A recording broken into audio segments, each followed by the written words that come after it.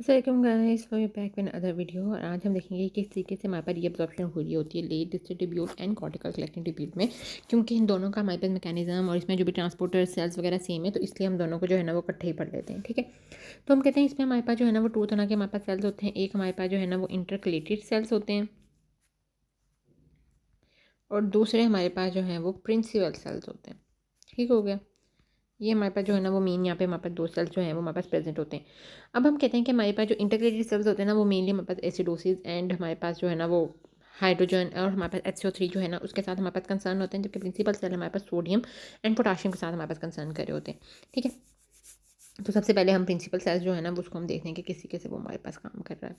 अच्छा, अब principal cells की अगर हम बात करें तो प्रिंसिपल सेल्स में जो है वो हमारे पास यहाँ पे एल्डोस्टेरोन जो है वो हमारे पास काम करेगा। ठीक है, अब एल्डोस्टेरोन हम कहते हैं हमारे पास यहाँ पे काम करेगा। एल्डोस्टेरोन हमारे क्या करेगा, अब एल्डोस्टेरोन आएगा, हमें पता है एल्डोस्टेरोन एक स्टेरॉइड हार्मोन है, तो वो हमारे पास न्यूक्लियस के अंदर जाएगा, न्यूक्लियस के अंदर इसने हमारे पास जाके ट्रांसपोर्टर्स बनाएगा।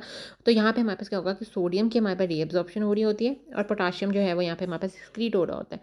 अब हमें पता है वाटर हमारे पास जो है ना वो फॉलो करेगा हमारे पास जो है वो सोडियम को, और हमारे पास यहाँ पे वाटर भी जो है वो क्या हो जाएगा, हमारे पास यहाँ पे रीएब्जॉर्ब हो जाएगा।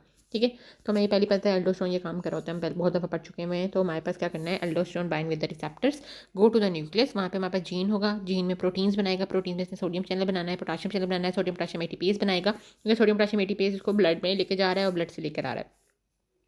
तो रीअब्जॉर्प्शन होगी हमारे पास सोडियम की और हमारे पास एक्सक्रीशन होगी हमारे पास पोटाशियम की। ठीक हो गया, अब हम कहते हैं कि हमारे पास जो है वो मेन जो इसका काम होता है वो हमारे पास यहाँ पे ये हो रहा होता है।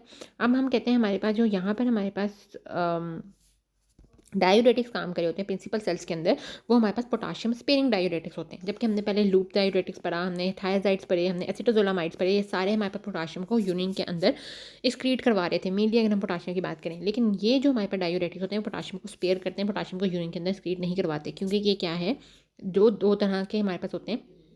एक हमारे पास जो है ना वो डायूरेटिक एल्डोस्टेरोन का जो रिसेप्टर है, यानी हमारे पास ये जो रिसेप्टर है जिसके ऊपर एल्डोस्टेरोन ने आगे लगना है, ये इस रिसेप्टर को क्या कर देंगे, ब्लॉक कर देंगे। ठीक है, एग्जाम्पल इसके हमारे पास क्या है, स्पाइरोनोलेक्टोन। ठीक है, तो जब भी हमारे पास एल्डोस्टेरोन को ब्लॉक कर देंगे तो हमारे पास पोटाशियम जो है वो एक्सक्रीट नहीं होगा, ना सोडियम रीअब्जॉर्ब होगा। तो पोटाशियम जो है वो हमारे पास यूरिन के अंदर एक्सक्रीट नहीं होगा, इसलिए हम इसको पोटाशियम स्पेयरिंग डायूरेटिक्स कहेंगे। सेकंड हम कहते हैं या हम ये कर सकते हैं, या हम ये कर सकते हैं कि हम ये जो सोडियम चैनल्स है इन्हीं को ब्लॉक कर दें। जब हमारे पास यहाँ पे सोडियम अंदर ही नहीं जाएगा तो सोडियम यहाँ भी नहीं जाएगा, जिसकी वजह से पोटाशियम नहीं आएगा। पोटाशियम नहीं आएगा तो पोटाशियम भी हमारे पास अगेन क्या होगा कि हमारे पास रीअब्जॉर्ब नहीं हो पाएगा। ठीक है ना, ये इस बार का देखो, ये वाले से चैनल ब्लॉक कर दिया, जब ये वाला चैनल ब्लॉक कर दिया तो सोडियम अंदर नहीं जा रहा ना, तो सोडियम जब यहीं पे नहीं है तो ये वाला जो पंप है ये काम नहीं कर पा रहा, जिसकी वजह से पोटाशियम जो है वो नहीं है, ये वाला पंप हमारे पास काम नहीं कर पा रहा, जिसकी वजह से पोटाशियम अंदर नहीं आ रहा, पोटाशियम एक्सक्रीट भी नहीं हो रहा। ठीक है, तो ठीक है, एमिटोलोराइड ये हमारे पास की एग्जांपल होती है, और ट्रायामेट्रिन जो है वो हमारे पास की एग्जांपल्स होती हैं।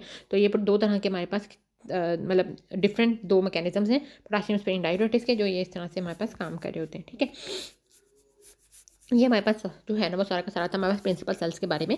प्रिंसिपल सेल्स हमारे पास जो है ना वो क्या किसने काम करना है। अब हमारे पास जो सेकंड होता है वो हमारे पास होता है इंटरकलेटेड सेल्स। अब हमारे पास जो इंटरकलेटेड सेल्स होते हैं ना वो अगर हम बात करें तो हमारे पास जो है ना वो दो होते हैं, एक इंटरकलेटेड सेल्स ए होता है और एक हमारे पास इंटरकलेटेड सेल्स बी होते हैं। अच्छा, अब इंटरकलेटेड सेल्स ज़्यादा इनमें फ़र्क नहीं है, बस इसका जो है ना वो हमारे पास वो चेंज हो जाना है। अच्छा, अब हमारे पास जो इंटरकलेटेड सेल्स ए होता है ना,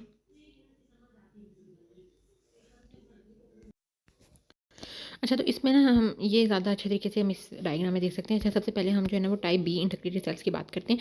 अब हमने यहाँ पे बात की थी, हम पीसीटी से शुरू हुए थे। ठीक है, पीसीटी में भी हमारे पास क्या है, HCO3 हमारे पास रीअब्जॉर्ब कर रहे थे, लेकिन हमें पता है कि HCO3 जो है वो ये इस सेल के लिए इम्परमिएबल है, सॉरी H2CO3। ठीक है, H2CO3 जो है वो हमारे पास इम्परमिएबल है, वो हमारे पास रीअब्जॉर्ब नहीं हो सकता। तो इसको रीअब्जॉर्ब करने के लिए हमारे पास पूरा जो है ना वो एक हमने प्रोसेस किया था कि हमारे पास जो है ना वो कार्बन डाइऑक्साइड और H पॉजिटिव हमारे पास आ रहा था, और H पॉजिटिव आके हमारे पास जो है वो ठीक है कि हमारे पास जो है वो हमारे पास, क्योंकि हमारे पास हम कहते हैं हमारे पास कार्बन डाइऑक्साइड जो होता है ना वो हमारे पास इजीली एब्जॉर्ब हो सकता है, और HCO3 हमारे पास इजीली जो है ना वो हमारे पास जा सकता है। लेकिन हमारे पास जो H2CO3 होता है वो हमारे पास जो है वो रीअब्जॉर्ब नहीं हो सकता।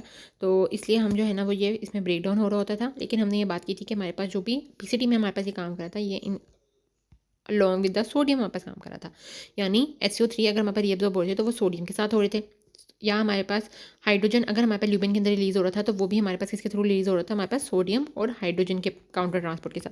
लेकिन यहाँ पे हमारे पास हाइड्रोजन का कोई काम नहीं है। यहाँ पे हमारे पास क्या काम है, जो हमारे पास टाइप बी इंटरक्लेटेड सेल होता है, यहाँ पे हमारे पास कार्बन डाइऑक्साइड आई, ये हमारे पास इंटरस्टिशियल फ्लूइड है, ये हमारे पास ल्यूमिन है। अब ल्यूमिन में, अब इसमें हमारे पास जो टाइप बी वाला सेल होता है ना, ये हमारे पास जो है वो काम कर रहा होगा जब हमारे पास जो है वो क्या हो जाएगी, हमारे पास अल्कलोसिस होगी। ठीक है, अल्कलोसिस जब होगी तो उसमें हमारे पास क्या होगा कि हमारे पास बेस बहुत ज़्यादा है, तो हमने HCO3 को जो है वो हमारे पास रिलीज़ करना है, HCO3 को बॉडी से बाहर निकालना है, तो यहाँ पे हमारे पास HCO3 जो है वो बाहर निकलेगा। अब यहाँ पे हमारे पास कार्बन डाइऑक्साइड आई है, कार्बन डाइऑक्साइड हमारे पास वाटर के साथ मिलेगी, वाटर के साथ H2CO3 बनाएगी, ये H पॉजिटिव और HCO3 नेगेटिव। HCO3 नेगेटिव हमारे पास क्लोराइड के थ्रू जो है वो हमारे पास क्या करेगा, बाहर चला जाएगा, क्लोराइड हमारे पास अंदर आ जाएगा। जबकि जो H पॉजिटिव है ये हमारे पास H ATPase और H सोडियम पोटाशियम जो सॉरी हाइड्रोजन और पोटाशियम ATPase और हमारे पास हाइड्रोजन ATPase, इसके थ्रू हमारे पास जो है वो ब्लड के अंदर चला जाएगा और हमारे पास HCO3 जो है वो हमारे पास सीक्रेट हो जाएगा। अल्कलोसिस है हमारे पास। ठीक है, अल्कलोसिस हमारे पास है, इसमें हम क्या कर रहे हैं, बेस को बाहर निकाल रहे हैं और एसिड को अंदर डाल रहे हैं, तो हमारे पास अल्कलोसिस हल हो जाएगी। लेकिन जो हमारे पास टाइप ए अगर हम सेल की बात करें तो टाइप ए हमारे पास सेल बिल्कुल ईजी है, यहाँ पे हम इसको कर देते हैं कि ये हमारे पास टाइप ए है। अब यहाँ पर हमारे पास ल्यूमिन नहीं है, ल्यूमिन हमारे पास यहाँ पे कहाँ है, ये हमारे पास जो है वो ल्यूमिन है और ये हमारे पास जो है ना वो समझ लो ब्लड है, बस ये फ़र्क है। टाइप ए वाला जो सेल है ना वो हम कहते हैं हमारे पास किस में काम कर रहा होता है, हमारे पास एसिडोसिस में काम कर रहा होगा, सब कुछ सेम रहेगा इसमें। लेकिन हमारे पास क्या होगा, क्योंकि हमारे पास एसिडोसिस है तो हमें ब्लड में क्या करना है, ब्लड में हमें H पॉजिटिव को बाहर फेंकना है, हमें ब्लड में H पॉजिटिव नहीं चाहिए हमें।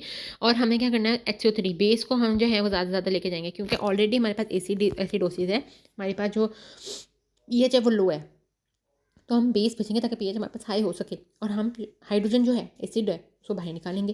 तो यहाँ पे देखो सेम, अब यहाँ पे हमारे पास जो कार्बन डाइऑक्साइड है यहाँ से नहीं आएगा, यहाँ से आएगा। ठीक है, कार्बन डाइऑक्साइड हमारे पास आया, वाटर है, H2CO3 बना, H positive and HCO3 negative बना, HCO3 हमारे पास क्या जा रहा है, ब्लड में जा रहा है, क्लोरीन वापस आ रहा है और H पॉजिटिव हमारे पास अब क्या कर रहा है, हमारे पास ल्यूमिन में जा रहा है। सेम हमारे पास हाइड्रोजन एटीपेस और हमारे पास हाइड्रोजन और पोटाशियम एटीपेस, इसी के थ्रू हमारे पास जाएगा। बस हमारे पास जो ए और बी वाला जो है, इन दोनों में हमारे पास फ़र्क क्या है कि इन दोनों में हमारे पास जो सारी चीज़ें हैं वो उल्टी हो जाएंगी। यानी जो हमारे पास, हमने जो मेन ये चीज़ ये याद रखनी है जिससे हमें सब याद आ जाएगा, ए बी। ए में हमारे पास कब काम करेगा, जब हमारे पास होगी एसिडोसिस। ठीक है, बी हमारे पास कब काम करेगा, जब हमारे पास होगी अल्कलोसिस। ठीक है, अब इसी से हमें याद हो जाएगा। अब हमें पता है, और हमें पता है कि इंटरक्लेटेड सेल में क्या है, हमारे पास हाइड्रोजन एटीपेज है और हाइड्रोजन पोटाशियम एटीपेज है और हमारे पास बाइकार्बोनेट क्लोराइड का हमारे पास एक चैनल है। अब हमें पता देखना है हमें ल्यूमिन में कौन सा रखना है, ब्लड में कौन सा रखना है। अब एसिडोसिस है तो हमें एसिडोसिस में एसिड को जो है वो बाहर निकालना है, तो ऑफकोर्स हमारे पास जो H पॉजिटिव वाली साइड है वो किस तरफ होगी, हमारे पास ल्यूमिन की साइड पर होगी। ठीक है, जबकि हमारे पास बी है, जब हम अल्कलोसिस की बात करते हैं तो अल्कलोसिस में हमें क्या करना है, हमें जो है वो HCO3 बाहर निकालना है, तो इसमें हमारे पास HCO3 साइड ल्यूमिन की तरफ होगी। ठीक है, तो ये हमें जो है ना वो थोड़ा सा दिमाग में लगाना है। बस हमें ये याद रखना है कि ए कब काम करता है, जब हमारे पास एसिडोसिस होती है, बी जब काम करता है जब हमारे पास अल्कलोसिस होती है। पंप हमारे पास में कितने हैं, हमारे पास यहाँ पे 3 पंप हैं। ठीक है, कौन कौन से, हमारे पास hydrogen ATPase, hydrogen potassium ATPase और हमारे पास क्या है, बाइकार्बोनेट और क्लोराइड का है।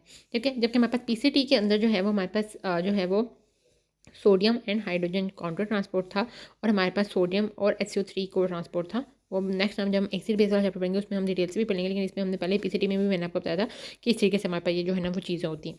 ठीक है, तो ये हमारे पास सारा जो क्या था वो इंटरक्लेटेड हमारे पास सेल्स का था सारा इन्फॉर्मेशन। ठीक है, अच्छा अब हम जो है वो देख रहे होते हैं, हमने कॉर्टिकल कलेक्टिंग ट्यूब्यूल्स देख लिया और हमने जो है वो देख लिया कि हर्ली डिस्ट्रीब्यूट।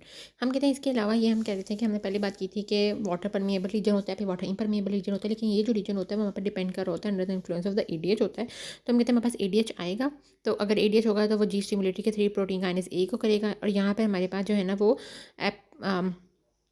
एक्वापोरिन 2 जो है वो हमारे पास स्टोर होंगे इनटू द सेल इनवर्साइकल्स में, तो वो उसको हमारे पास ल्यूमिन की तरफ जो है वो शो कर देगा ताकि हमारे पास वाटर जो है वो क्या हो जाए, हमारे पास रीअब्जॉर्ब हो जाए। जबकि एक्वापोरिन 3 एंड 4 हमारे पास ऑलरेडी प्रेजेंट होते हैं हमारे पास, ठीक है, ऑन द बेसोलेटल साइड्स, और वो इजीली हमारे पास वाटर जो है उसको ब्लड में कर देते हैं।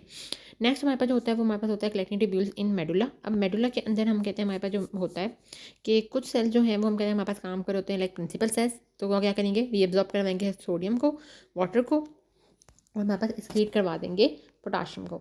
सम सेल्स हमारे पास जो है ना वो इंटरक्लेटेड सेल्स के थ्रू काम कर रहे होते हैं और डिपेंड कर रहे होते हैं, लेकिन मेन हमारे पास जो मेडुला के अंदर फंक्शन है वो ये है कि इसमें हमारे पास जो है ना वो यूरिया के ट्रांसपोर्टर्स हमारे पास स्पेशली इसके पास प्रेजेंट होते हैं, जो कि हमारे पास रीअब्जॉर्ब कर पाते हैं यूरिया को इंटरस्टिशियम के अंदर, और फिर वो हमारे पास आगे काम कर होगा यूरिया रिसाइक्लिंग के अंदर। वो अगर हम नेक्स्ट जब urine concentration and dilution chapter पढ़ेंगे तो उसमें हम देखेंगे यूरिया रिसाइक्लेशन किस तरह से हो रही होती है।